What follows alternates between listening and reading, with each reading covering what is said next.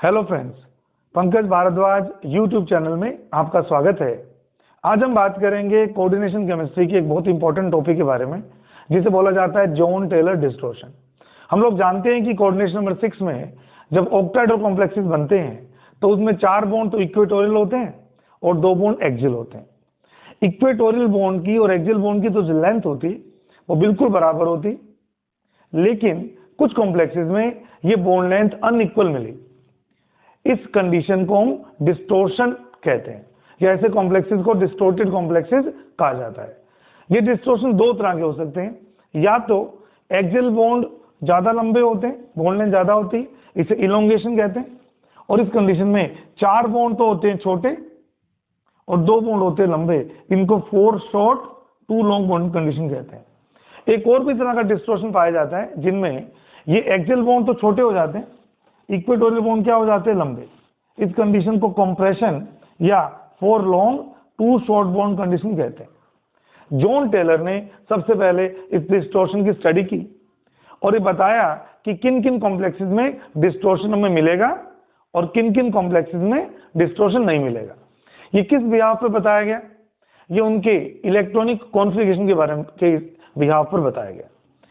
According to John Taylor, उन्होंने कहा कि अगर T2G और EG के जो कॉन्फ़िगरेशंस हैं, अगर उन्हें देख लिया जाए तो हम बड़े आराम से बता सकते हैं किन कॉम्प्लेक्सेस में ये डिस्टोर्शन मिलेगा और किन में ये नहीं मिलेगा। आइए देखते हैं। अगर T2G के कॉन्फ़िगरेशन सिमेट्रिकल हो और EG के कॉन्फ़िगरेशन भी सिमेट्रिकल हो, जहां तक सिमेट्रिकल कॉन्फ़िगरेशन का सवाल है, T2G जो कि 3 ऑर्बिटल रखता है, अगर T2G में तीनों की तीनों ऑर्बिटल्स में इलेक्ट्रॉन हो, जिसको हम T2G3 कहते हैं, या तीनों में एक एक इलेक्ट्रॉन पेयर हो, यानी कि पूरा भरा हुआ हो, जिसको हम T2G6 कंडीशन कहते हैं। इन कॉन्फ़िगरेशंस को सिमेट्रिकल कॉन्फ़िगरेशन कहा जाता है। ये T2G के 2 सिमेट्रिकल कॉन्फ़िगरेशन है, जिनमें T2G3 या T2G6 आते हैं। जहां तक EG ऑर्बिटल्स का सवाल है, हम जानते हैं EG में 2 ऑर्बिटल्स बनते हैं। अगर EG के दोनों ऑर्बिटल्स में या तो दोनों में एक एक अनपेयर्ड इलेक्ट्रॉन हो, जिसको हम EG2 कहते हैं, या EG में दोनों ऑर्बिटल्स के पास पेयर्ड इलेक्ट्रॉन्स हो, जिनको हम EG4 कहते हैं, या EG में इलेक्ट्रॉन ही नहीं हो, जिसको हम EG0 कहते हैं। तो EG में 0, 2 और 4 ये जो कॉन्फ़िगरेशंस हैं, ये सिमेट्रिकल कॉन्फ़िगरेशन माने जाते हैं। दोबारा से, T2G3 एंड T2G6 इनको सिमेट्रिकल कॉन्फ़िगरेशन कहते हैं T2G के लिए, और EG0, EG2 और EG4 इसको हम EG के सिमेट्रिकल कॉन्फ़िगरेशंस कहते हैं। जॉन टेलर के अकॉर्डिंग, अगर दोनों में से किसी भी ऑर्बिटल में, चाहे T2G हो चाहे EG हो, अनसिमेट्रिकल कॉन्फ़िगरेशन मिलता है तो उस कॉम्प्लेक्स में डिस्टॉर्शन पाया जाता है। और अगर ये दोनों के दोनों कॉन्फ़िगरेशंस सिमेट्रिकल कॉन्फ़िगरेशंस होते हैं तो इनमें कोई डिस्टॉर्शन देखने को नहीं मिलता। जैसे अगर मेरे पास T2G3 हो जो कि सिमेट्रिकल है और EG2 हो जो कि सिमेट्रिकल है, तो उन कॉम्प्लेक्सेस में कोई डिस्टॉर्शन देखने को नहीं मिलता, तो 6 के 6 बॉन्ड एक जैसे होते हैं। लेकिन अगर दोनों में से एक भी कॉन्फ़िगरेशन अनसिमेट्रिकल होगा तो डिस्टॉर्शन मिलेगा। इसमें भी अगर T2G का अनसिमेट्रिकल हो और EG का सिमेट्रिकल हो तो उस केस में डिस्टॉर्शन का मैग्नीट्यूड कम होता है, इन्हें वीक टाइप के डिस्टॉर्शन कहते हैं। लेकिन अगर T2G सिमेट्रिकल हो लेकिन EG अनसिमेट्रिकल हो, उस केस में जो डिस्टॉर्शन मिलता है उसे हम स्ट्रॉन्ग डिस्टॉर्शन कहते हैं। यानी कि EG का सिमेट्रिकल कॉन्फ़िगरेशन स्लाइट डिस्टॉर्शन या वीक डिस्टॉर्शन को शो करता है, और EG का अनसिमेट्रिकल कॉन्फ़िगरेशन स्ट्रॉन्ग डिस्टॉर्शन को शो करता है। और अगर दोनों ही अनसिमेट्रिकल हो जाएंगे तो नेचुरल सी बात है, उस कॉम्प्लेक्स में जो डिस्टॉर्शन मिलेगा वो सबसे ज्यादा मिलेगा, उसे भी स्ट्रॉन्ग डिस्टॉर्शन की कैटेगरी में रखा जाता है। तो अगर हम CFT पढ़ चुके हैं तो हम बड़े आराम से कॉम्प्लेक्सेस के इलेक्ट्रॉनिक कॉन्फ़िगरेशन निकाल सकते हैं, और according two symmetrical and unsymmetrical configurations हम बता सकते हैं किन कॉम्प्लेक्सेस में डिस्टॉर्शन मिलेगा और किन में डिस्टॉर्शन नहीं मिलेगा। आइए, अगर मैं D1 से लेकर D10 तक कॉन्फ़िगरेशन की स्टडी करता हूं, फर्स्ट कंडीशन में मैं लाइगेंड स्ट्रॉन्ग ले रहा हूं, स्ट्रॉन्ग फील्ड लाइगेंड। CFT में हम सब जानते हैं लाइगेंड जब स्ट्रॉन्ग होता है तो कॉम्प्लेक्सेस कैसे बनते हैं, लो स्पिन कॉम्प्लेक्सेस, इसलिए इनको मैंने LSC से रिप्रेजेंट किया। तो जिन बच्चों ने CFT पढ़ी हुई है वो जानते हैं कि D1 यानी कि T2G नीचे EG ऊपर, जब मैं इलेक्ट्रॉन सक्सेसिवली फिल करूंगा तो कैसे इलेक्ट्रॉन आएंगे आप जानते हैं। आप लोग जानते हैं सीएफटी में T2G लोअर लेवल पर होता है और Eg हायर लेवल पर होता है। तो इलेक्ट्रॉन पहले T2G में भरे जाते हैं, उसके बाद Eg में भरे जाते हैं। आइए, अगर T2G में एक ही इलेक्ट्रॉन है, अगर D1 कॉन्फ़िगरेशन है तो T2G में कितने इलेक्ट्रॉन्स होंगे? 1। ऐसे ही सेकेंड इलेक्ट्रॉन भी T2G में आएगा, यहाँ पर थर्ड इलेक्ट्रॉन भी T2G में आएगा। अब फोर्थ इलेक्ट्रॉन कहाँ जाएगा, ये इस बात पे डिपेंड करता है कि लाइगैंड आपका स्ट्रॉन्ग है या वीक है। हम जानते हैं in the case of strong field ligand the magnitude of delta O is greater than pairing energy, क्योंकि स्ट्रॉन्ग फील्ड कॉम्प्लेक्सेस में जो गैप होता है T2G और Eg का वो बहुत बड़ा होता है, इसलिए इलेक्ट्रॉन कहाँ पेयर कर जाता है? T2G में पेयर कर जाता है, तो चौथा इलेक्ट्रॉन भी T2G में आएगा। ऐसे ही पांचवा भी T2G में आएगा, छठा भी T2G में आएगा। जैसे ही T2G में 6 इलेक्ट्रॉन्स आएंगे ये पूरा फिल हो जाएगा। अब अगला इलेक्ट्रॉन जो एंटर करेगा, नेचुरल सी बात है, वो कहाँ करेगा? Eg में। तो अगला जो D6 के बाद D7 आएगा उसमें Eg में 1 electron, then Eg2, after that Eg3 and Eg4। तो स्ट्रॉन्ग फील्ड लाइगैंड होने पर इलेक्ट्रॉन कैसे भरे जाते हैं? D1 अगर कॉन्फ़िगरेशन है तो T2G1, then T2G2, T2G3, T2G4, T2G5, T2G6, ये पूरा T2G भर जाएगा। उसके बाद में Eg1, Eg2, Eg3, Eg4, ये जो कॉन्फ़िगरेशंस हैं ये स्ट्रॉन्ग फील्ड लाइगैंड होने पर मिलते हैं। पर अगर लाइगैंड आपका वीक होता है उस केस में स्टार्टिंग के तीनों इलेक्ट्रॉन तो पिछली बार की तरह T2G में ही जाएंगे। स्टार्टिंग के 3 इलेक्ट्रॉन कहाँ जाएंगे? T2G में। लेकिन जब लाइगैंड वीक होता है तो डेल्टा O का मैग्नीट्यूड क्या होता है? कम। तो उस केस में डेल्टा O लेसर हो जाता है और पेयरिंग एनर्जी हाई हो जाती है। In that case fourth electron कहाँ एंटर करता है? Eg में। तो अब जो चौथा इलेक्ट्रॉन जाएगा D4 कॉन्फ़िगरेशन में वो Eg में जाएगा। पांचवा इलेक्ट्रॉन भी कहाँ जाएगा? Eg में। देन वापस T2G4, T2G5, T2G6 and after that Eg3, Eg4। तो जब लाइगैंड वीक लगा होता है तो कॉन्फ़िगरेशन कैसे होते हैं? एक बार फिर T2G1, T2G2, T2G3, तीनों इलेक्ट्रॉन T2G में। अब आने वाले 2 इलेक्ट्रॉन किस में जाएंगे? फोर्थ इलेक्ट्रॉन Eg1 में, फिफ्थ इलेक्ट्रॉन Eg2 में।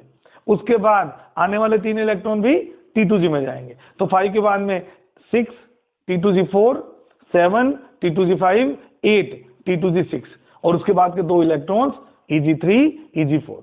इस तरह से इलेक्ट्रॉन भरे जाते हैं। अब हम देखते हैं किस किस केस में T2G और Eg का क्या क्या कॉम्बिनेशन है। अगर दोनों सिमेट्रिकल होंगे तो नो डिस्टॉर्शन, क्रॉस लगाऊंगा। अगर T2G अनसिमेट्रिकल होगा और Eg सिमेट्रिकल होगा तो वीक डिस्टॉर्शन होगा। अगर T2G सिमेट्रिकल हुआ और Eg अनसिमेट्रिकल हुआ उस केस में स्ट्रॉन्ग डिस्टॉर्शन होगा। और अगर दोनों ही अनसिमेट्रिकल होंगे तो भी स्ट्रॉन्ग डिस्टॉर्शन देखने को मिलता है। आइए हम कॉम्प्लेक्सेस के कॉन्फ़िगरेशन के हिसाब से बता पाएंगे कि डिस्टॉर्शन अच्छा होगा क्या बुरा होगा। आ जाइए। तो जैसे कि मैंने बोला T2G1 अनसिमेट्रिकल, Eg सिमेट्रिकल, कैसा होगा? Weak distortion. T2G unsymmetrical, Eg symmetrical, weak distortion. In third case T2G3 कैसा है? सिमेट्रिकल।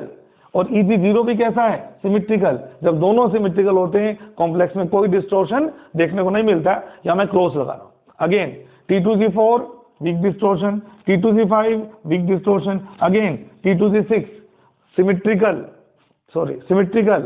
सिमेट्रिकल। जब दोनों ही सिमेट्रिकल होंगे तो क्या होगा? नो डिस्टॉर्शन होगा। आ जाइए। T2G6 symmetrical, Eg1 unsymmetrical. और मैंने बोल दिया जब भी Eg1 होगा अनसिमेट्रिकल होगा तो स्ट्रॉन्ग डिस्टॉर्शन देखने को मिलेगा। आफ्टर दैट ये देखिए T2G6 सिमेट्रिकल, Eg2 सिमेट्रिकल। जब दोनों सिमेट्रिकल होंगे तो कोई डिस्टॉर्शन नहीं होगा, क्रॉस लगा दिया मैंने।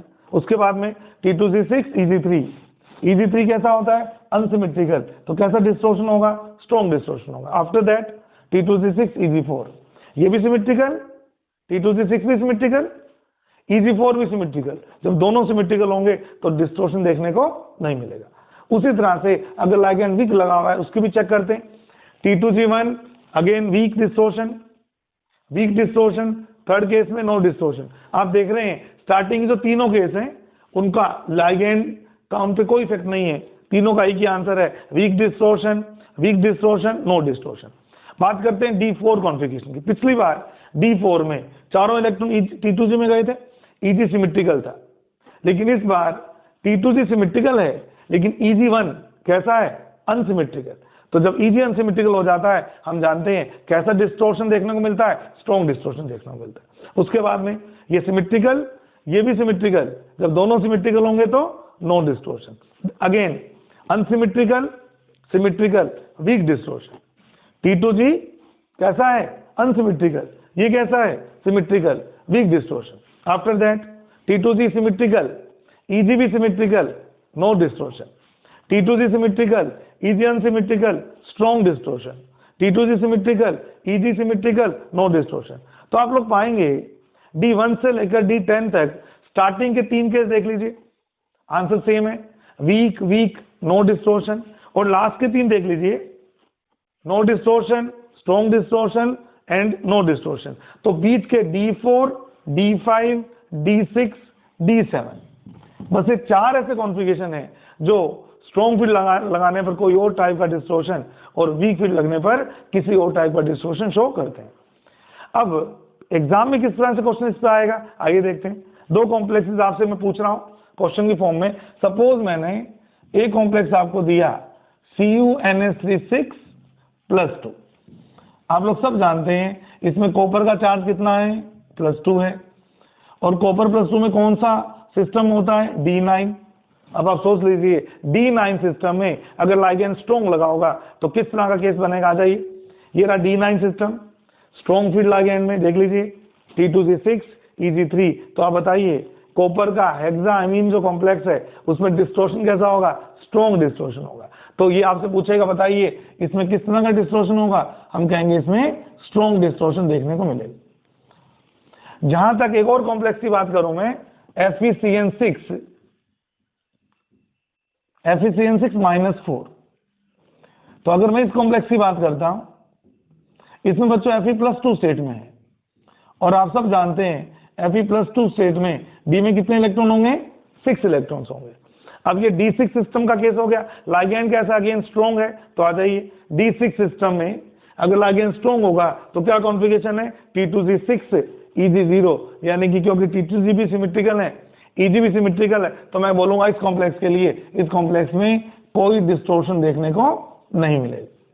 तो इस तरह से अलग अलग कॉम्प्लेक्सेस में CFT के अकॉर्डिंग हम T2G और EG के कॉन्फ़िगरेशन निकाल लेंगे, और अगर T2G और EG दोनों सिमेट्रिकल होंगे तो कॉम्प्लेक्स में कोई डिस्टोर्शन नहीं मिलेगा। अगर T2G और EG दोनों अनसिमेट्रिकल होंगे, कॉम्प्लेक्स में स्ट्रॉन्ग डिस्टोर्शन देखने को मिलेगा। और बाकी 2 केस बड़े इंपॉर्टेंट है, अगर T2G अनसिमेट्रिकल है और EG सिमेट्रिकल है तो वीक डिस्टोर्शन, और T2G सिमेट्रिकल है और EG अनसिमेट्रिकल है तो भी स्ट्रॉन्ग डिस्टोर्शन देखने को मिलता है। इस तरह से आप कॉम्प्लेक्सेस के डिस्टोर्शन को चेक कर सकते हो। नीट के पॉइंट ऑफ व्यू से और स्पेशली IIT JEE के पॉइंट ऑफ व्यू से ये बड़ा इंपॉर्टेंट टॉपिक है, इसको आप रिवाइज भी कर सकते हैं।